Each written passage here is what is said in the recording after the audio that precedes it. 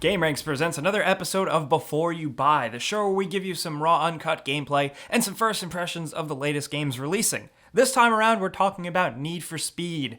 This is the 2015 just titled Need for Speed, and it's seemingly kind of a reboot of the franchise. And I'm happy to at least say that it does feel like the spiritual successor to Need for Speed Underground, like a lot of people have been saying. This does feel a little bit like a rebooted Need for Speed Underground 3 or something that we never got. But the game makes a lot of mistakes, and it has some special moments. I'm very 50-50 on this game, and I haven't felt that way in a while, especially about a racing game like this. I usually know instantly if I love it or I hate it. Need for Speed, though, is a different beast. It has a lot of things that I really enjoy. The look, the environment is absolutely incredible, the customization, some of the racing. But on the other hand, it does some things, I'll get back to those, but on the other hand, it really does some things that I'm not into, like the online-only mode. You've probably heard about this. EA has been saying that there is actually a way to turn it off in the settings, but honestly, I'll be completely honest with you, I can't find it. I looked everywhere. I talked to some other people online on Twitter and on some forums. EA support has been saying to people to go look for it, but nobody can seem to find it. Maybe it'll be added in an update, whatever. But regardless, the online-only mode is there. It's the default mode, even if apparently you can switch it off. It boots you back in it every time you reboot the game. You're in an online match.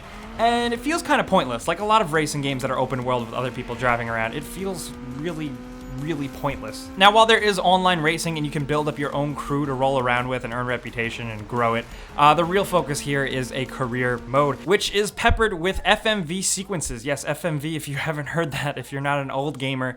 These are live action cutscenes with real actors in real settings, and they're corny as hell. They're really awful. Characters say "bae" and there's hashtags, and it's all just really weird stuff, and it's like, who is this for? Because it doesn't really depict anything remotely realistic. But at the same time, they're kind of like guilty pleasures. They're kind of hilarious, and they're charming. I don't know. It's a good way to kind of kick into things. Later on, some of the aspects do get a little interesting, but it also falls very short in terms of actually creating a story. But do you really even care about that? Why am I spending so much time talking about that? The racing feels good. It feels very good. That being said, the environments are absolutely amazing. They're gorgeous. This new made-up city is like California, and it's awesome because it's always basically nighttime, it's always raining, or the streets are always wet, and it's something really cool, and I can get really into that. That being said, most of the time the streets are absolutely dead. But on the cool side, there are cops everywhere, and they can bust you. If you go speeding past a cop, they'll start chasing you. You can pull over and pay a fine and be on your way, or you can try and lose them. And honestly, in the open world mode, trying to lose them is not very fun because they are very persistent because they have pathfinding racing game AI. They're not like Grand Theft Auto, you can't just smash them into a wall. So they hunt you down pretty rigorously, and it kind of sucks. It's not fun. You can hide and turn off your engine and hope that they don't see you, and that's cool. It's very different for this type of game, but ultimately I did not have fun trying to get away from the cops. It just felt it went on way too long. Thankfully though, the longer you run from cops, the more points you get. You have all these different points for racing, for style, and drifting, and all these points accrue into ways how you level up. And the leveling up and progression I really enjoyed, because leveling up lets you do new races, and then it brings you also into customization mode and how you can unlock different parts of your car to customize as you level up. And that's awesome. The customization here is on point. I'm totally into it. It's all there. From a visual standpoint, you can do decals and colors and morph everything around exactly to your specific liking.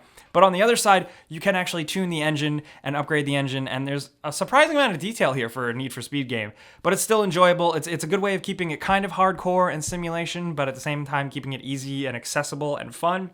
And I enjoyed that. But that online-only mode thing kind of sucks really when you're in the middle of a long race and you can't pause. Yes, that is really awful, really frustrating, and really annoying. And speaking of really annoying, all your friends, you operate most of the stuff in the game on your phone, similar to Grand Theft Auto. But on here, people call you constantly. You're constantly getting messages, constantly getting phone calls. Even during a race, you're getting phone calls.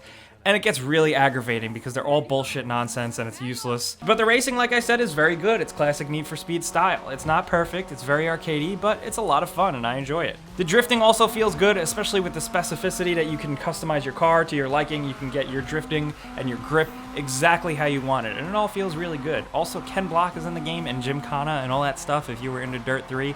All that drift stuff was kind of mentioned, and that's really cool. And while I did say that the game is gorgeous and I really like the minimalist UI, the gauge, the speedometer seems to kind of just glow translucently from the screen, almost like a real speedometer at night. I really like that. Graphics aside, sometimes the frame rate really takes a shit, like badly. It runs at 30, but when a lot of things are going on and cops are chasing you and you're racing with a bunch of other players and you're crashing through things, it can get a little hairy. But ultimately, when it came down to just simple driving and racing, honestly, I was not driving through the open world. I was fast traveling to every mission to do the races and just do what I wanted and customize my car and have fun. That's where I really enjoyed the game the most. Now, bringing you guys all this stuff, I tried to like staccato it with a bad point and a good point, a pro and a con, and a pro and a con. And so like I said, I'm very 50-50 on this game.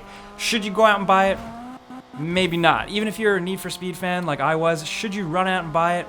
I'm not so sure. Just because it is so 50-50 and there's some annoying things there that might really just piss off or alienate some players and some fans of the franchise. So if you can actually like rent it wherever you are, maybe I recommend that. Or maybe wait on it, you know, there's so many other games releasing right now. Maybe jump on something else, come back to this later at a lower price. Especially when EA makes it easier to play offline and the fact that maybe you can finally default it to playing offline all the time. So guys, that is what I think about the 2015 Need for Speed. I do want to know what you guys think about it down in the comments, because this just seems like such an all-over-the-place type of game, even with reviewers and even with people online. Some people think it's awful, some people think it's decent.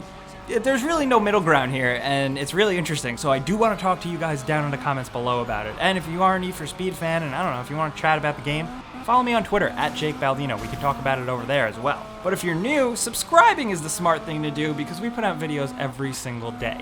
But as always, thanks for watching, and we'll see you guys next time.